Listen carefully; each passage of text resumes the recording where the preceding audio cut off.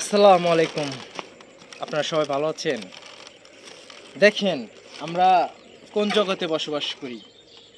২০২৫ সালে এসেও আমাদের এইরকম বাঁশের একটা ব্রিজ দিয়ে পার হতে হয়। আমরা কত পিছিয়ে আছি না? এদিকে আসেন, আমি আপনাদের কিছু দেখাই। এই পাশে নদী খননের কাজ চলতেছে। দেখেন, প্রায় নদী খোঁড়ার শেষের দিকে, ওই পাশ দিয়ে মনে হয় শেষ, এদিকে যাচ্ছে। আর তারপরে আমি এখানে দাঁড়িয়ে আছি, একটা বিষয় ভাবতেছি। যাচ্ছিলাম একটা আত্মীয়র বাসায়।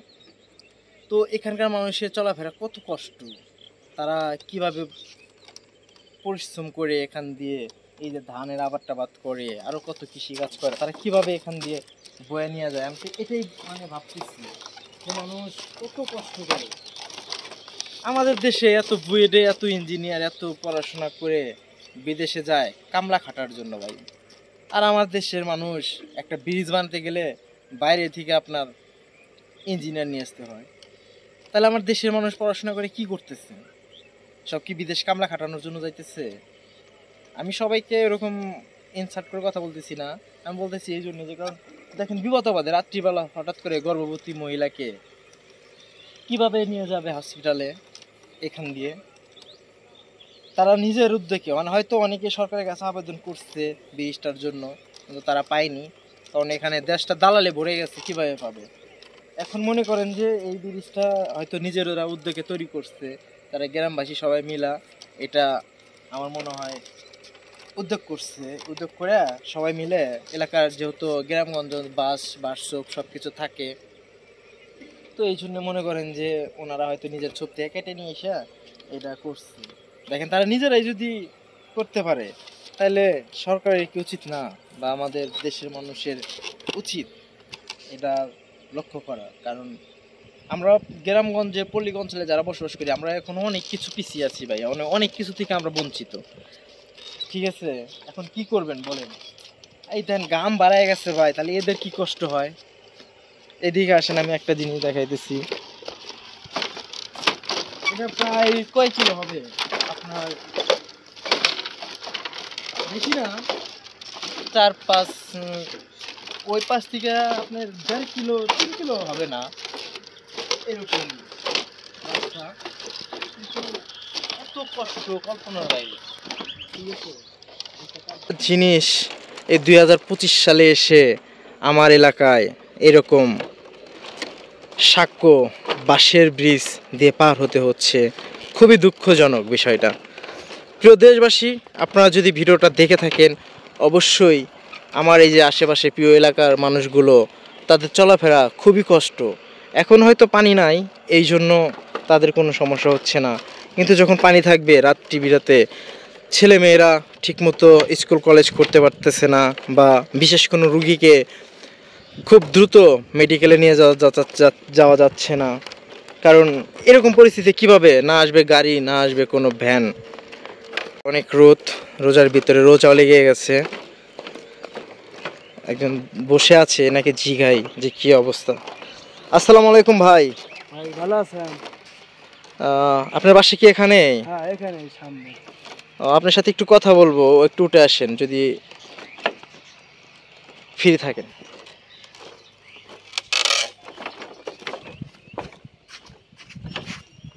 হ্যাঁ, এখানে দাঁড়ান, একটু ছাওয়ায় দাঁড়ান। আপনার বাসা কোন এলাকায়? এই যে সামনে এলাকায় দাবাঙ্গা। এই যে এটা? ও, তো আপনাদের এই যে ব্রিজটা যে পারাপার হন, কষ্ট হয় না? হ্যাঁ, কষ্ট হয়। আমাদের চাচাতো বোন, মামাতো বোন তারা স্কুলে যেতে গেলে তাদের অনেক কষ্ট হয়। আবার ধান মান কাটলে আবার শেষে ধান মান কাটতে কাটতে আসছি, ওরকম কষ্ট হয় যে কুহুন ব্রিজ থেকে পড়ে যাবো, ভয় করে। আবার ধরেন যে একটু মহিলা মানুষ কিংবা মা চাচি প্রেগনেন্ট হতে গেলে মেয়াদি গাড়ি হয়েছে না, খুব কষ্ট হয়ে যায়। অনেকই সমস্যা, কারণ গাড়িতে এরকম রাস্তাতে গাড়ি ঘোড়া আসতে চায় না। আসতে চায় না, তারা কাছে না আমরা রাস্তা যেতে পারবো না। দেখেন প্রিয় দর্শক, আমার দেশবাসী, দেখেন এরা কত কষ্ট করে। এরা একদম কিন্তু মাটির মানুষ, একদম গ্রামগঞ্জের মানুষ। এদের মনে কোনো রকমের কোনো ভেজাল নাই, একদম ফ্রেশ। এরা যে টাটকা সবজি খায়া এরা বড় হয়। দেন পাশে একদম টাটকা সব শাকসবজির আবাদ। তো এখানে কি কি জন্য বসে আছেন? বসে আছি, বোনটা স্কুলে আছে, আজকাল নিয়ে আসা লাগবে, ছোট তো।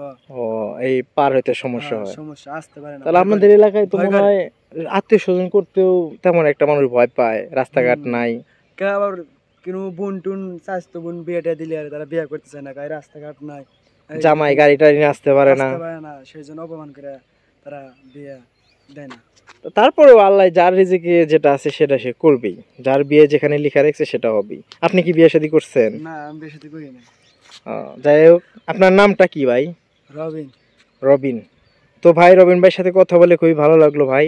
ভাই, আমি যে পাশে একটা বাড়িতে দাওয়াত খেতে আসছি, তো রোজার মাস তো একটু আগেই বের হয়েছি, যে একটু পর আর ঘন্টাখানিক পর আজান দিবে। তো যাই হোক ভাই, নদীতে মাছ পাওয়া যায় কিরকম? মাছ তেমন নাই, আগে থাকছে কিন্তু এখন আর বর্তমান থাকে না, এখন আর মাছ নাই। নদী শুকায় গেছে, তো আবার পানি ভরপুর হলে আবার মাছ আসবে। দেখেন চারিদিকের দৃশ্যটা কত সুন্দর, নদীর মাঝখানে বেকুদে কাজ করতেছে, এই পাশে গ্রাম, চতুর্দিকে শুধু গ্রাম আর গ্রাম, মাঝখানে নদী। নদীতে হয়তো শুকিয়ে গেছে, এখন পানি নেই, তবে মোটামুটি খুবই সুন্দর একটা গ্রাম, একদম সবুজে ঘেরা। দেখেন একদম প্রাকৃতিক উপায়ে ব্রিজটা তৈরি করছে, কত সুন্দর করে বাঁশের খুঁটিগুলা সাজিয়ে তিনি কত সুন্দরভাবে, কত রিস্ক নিয়ে পার হচ্ছে।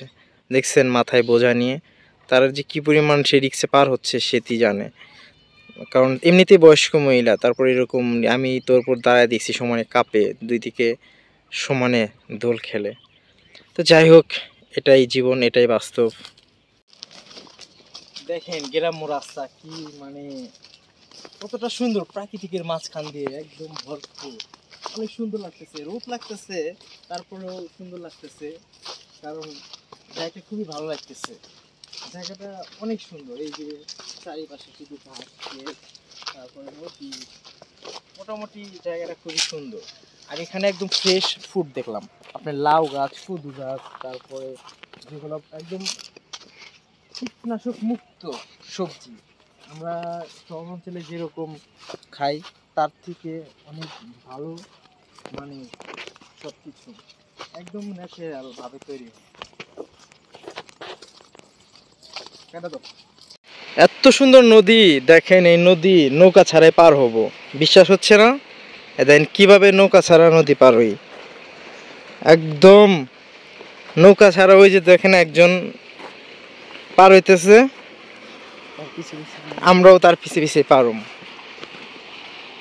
হইতেছি নদী, নৌকা ছাড়া পরে খুবই গরম, নদী শুকায় কাঠ হয়ে গেছে, নদীর পানি তো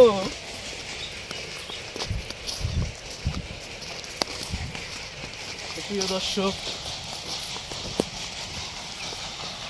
ও মারে বেসতে দেখো পানির মধ্যে পড়ো না জানি।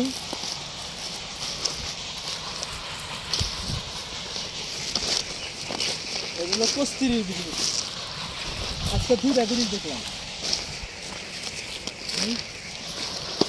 দুটা ব্রিজ, একটা কস্তুরীর ব্রিজ, একটা হলো বাঁশের ব্রিজ। নদীর পানি শুকিয়ে কাঠ